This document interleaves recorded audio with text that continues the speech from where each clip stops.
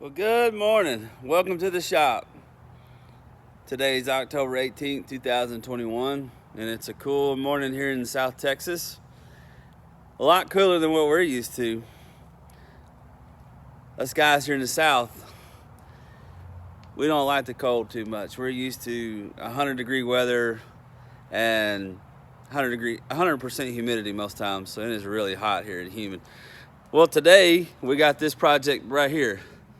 This is our Honda Foreman 300. We're going to put the head back on this guy today. We got it back.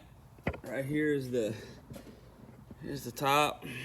We got the new cam chain, new top end put on, got the gasket in place.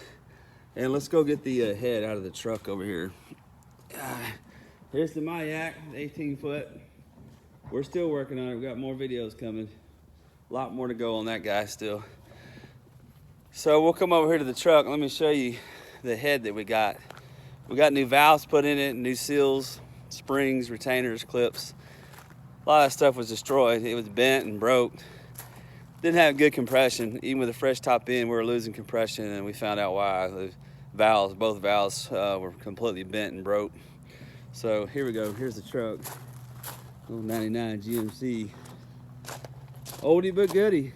These great trucks. This truck is super clean still. Not a dent on her. There we go. Here's the head. All right, so here's what we had done.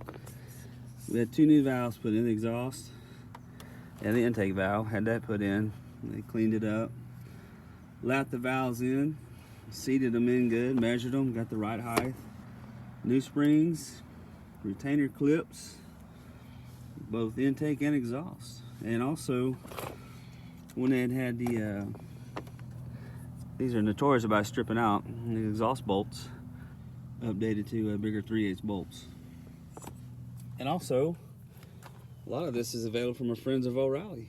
They sure help us out a lot. So, stay tuned. We'll get all this stuff out of the truck. We'll get in the shop. And we'll get started on the four-wheeler. But I've got to show you a new surprise before we do this, because we got a new project that was ours to work on. Here it is. Look at there. That is a 1715 Ford tractor, built December 13th, 1994 on day shift. It has problems in the drivetrain. Clutch is hung up, and it's obviously there's another problem in the transmission. It's stuck in gear. So the tractor runs great. It starts up and runs. Doesn't have any leaks anywhere. But we're going to tear it apart. We're going to strip it, split it, pull the clutch out of it, probably put a new clutch in it, strip the transmission down, see what's tore up inside of it, if that is a thing. I don't know. I was just told that's what it's doing. We'll take it apart and find out exactly. But hey, this tractor, when we get done with it, will be for sale. If you're interested in it, leave me a link or send me a message on in the comments. If you're interested in it, it will be for sale. Like again, I said, it's a 94. I don't know how many hours are on the thing. I don't even know if it has an hour meter. Yes, it does. It has 914 hours.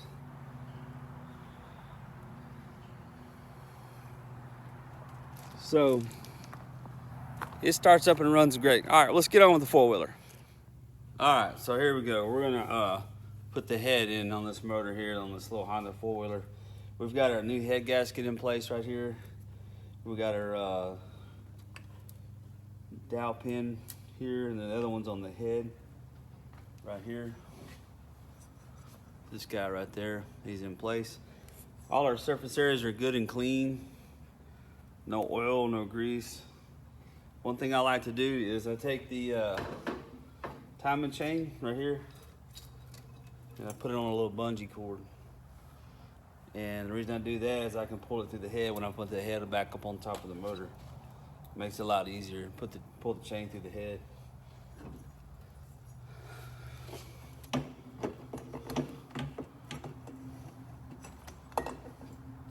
So I'll take the bungee cord and I'll just run it up through the head here.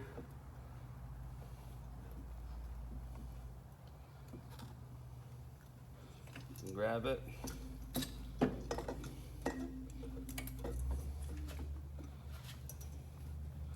Make sure my chain guides are in place.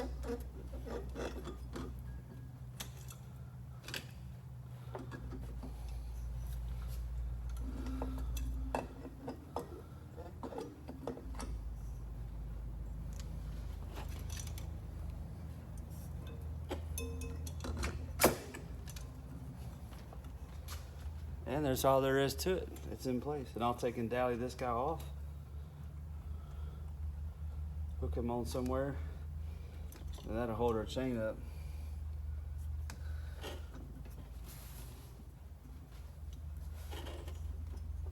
So the next thing I'm gonna do is put the bolts down and torque the head. All right, so now we got the head in place. We got all our cap screws torqued and the anchor nuts are torqued down. The next thing we're gonna do is we're gonna set the cam in. Now I have this motor already set at top dead center, and I showed that in the previous video on the flywheel, where the T mark on the flywheel lines up with the triangular index mark on the case, and that indicates that your piston is at top dead center. And it's very important when you do this that you set this right, because if you don't have your cam index right, it's going to be off by a couple degrees. It won't idle. You'll have a lot of trouble with it idling, and if you do get it to run, it's going to pop and backfire a lot on the top end. All right, so on your cam, if you look, you have a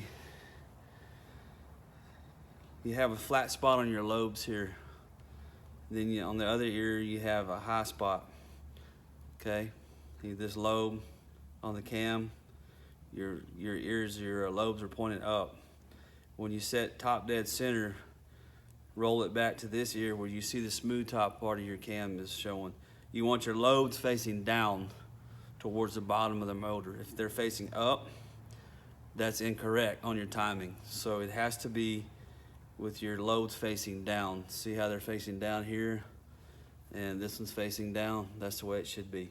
And we'll just set it right on top of the head and put you some lube assembly in your cam ports right here where it sits and runs, so it'll turn smoothly for you. It won't be a dry startup. So, all right, he's in place. That's all there is to it. Next thing we're gonna do is we're gonna set the cam gear on. All right, so the next thing we're gonna do is we're gonna put our cam gear in. We're gonna install it in here. If you notice on the cam gear itself, there's two little hash marks. There's one here and one here. And also, some of your older cam gears have a small tiny hole drilled here. This one doesn't. It has a little mark right here that's just like pinged in. That needs to face up when you set the cam gear. Also on the back, you know, there's a chamfered area right here. This will face towards the inside. The smooth side will face towards the outside. These two hash marks will be parallel with the plane of the head here and here when your timing gear's in time. If it's off like this, you're out of time. If it's off like that, you're out of time. If it's parallel, this mark is lined up with here, this mark's lined up with the top of the head, and you have a little tension on your cam chain tensioner, you're in timing. All right, with a little finesse, let's try to get this thing set in here real quick. We'll move the cam chain holder out of the way. We're just gonna guess on the indexing real quick whereabouts it would be.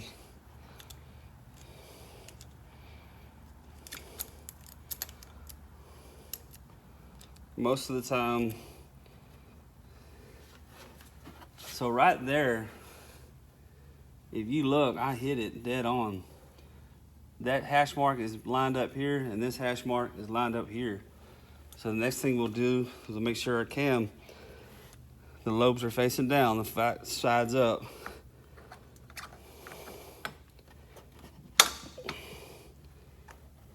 We got him in. And we'll put one of our 10mm bolts in.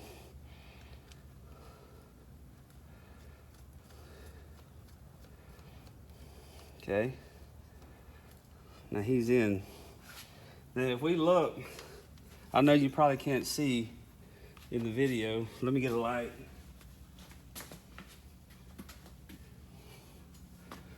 But if you look right here, this hash mark is directly flat to the top of the head here, and this one here is directly flat to the top of the head here. And our cam is the flat side up here and here. So that means that our cam is in time. And that's really all there is to this. Now we'll put our rockers on top, we'll torque them down, and we'll set our manual timing chain tensioner here. And then we'll set our valve lash. And guys, that's gonna be it as far as putting the top end and the cam in on these motors. There's nothing to it. So again, your line has to be parallel with the top of the motor here, and this line has to be parallel with the top of the motor here, and your dot is facing up. And your flywheel is on the T mark, not the F mark, T mark. It is indexed on the side of the engine case. That means that your motor is in time. We're gonna tighten this guy up. We're gonna roll the motor 180 degrees, and we're gonna put the other bolt in and tighten him down. And then we're gonna put the rocker assemblies on top. All right, here's another shot for reference only. If you look, see the timing mark? It's in line with the top of the head, and here's the other one. It is in line with the top of the head there and there. Now once we put tension on our chain tensioner right here, it's gonna roll this cam just a little bit forward, which would be fine because we're maybe off by maybe not even a tooth. But once we tighten the chain up, it'll roll it right into timing, just like it should be. And that's how you set. There's our index dot on top. And that's all there is to it, guys. Our camshaft is, the flats are on top, the lobes are looking down. So we're in time, guys, just to show you how it is. Let me look on the other side and maybe I can show you the timing mark on the flywheel. We'll try to get it. I don't know if it'll catch it or not. All right, on the flywheel side, I'm gonna try to show you this. I may not be able to catch it very well. But if you look in the top port on the flywheel cover, you'll see you have an index mark on the top, a little triangle right there. And if you look, I don't know if you can see it on the flywheel, there's a mark right there that has a T with a line. You want those two to line up as straight as possible. That means your piston is at top dead center, and that's when you set your camshaft like I just showed you before. So hopefully that helps. Well, all right, we got the head back on, got the rocker box cover back on, got the valve set, carburetor's back on. Did a compression test on it. It's coming at 133 pounds, which is great. Got our cam chain tensioner tensioned. All is good. This bike is pretty much done. If you like my videos, I greatly appreciate you to consider liking and subscribing, and watch for more videos to come. Thank you very much.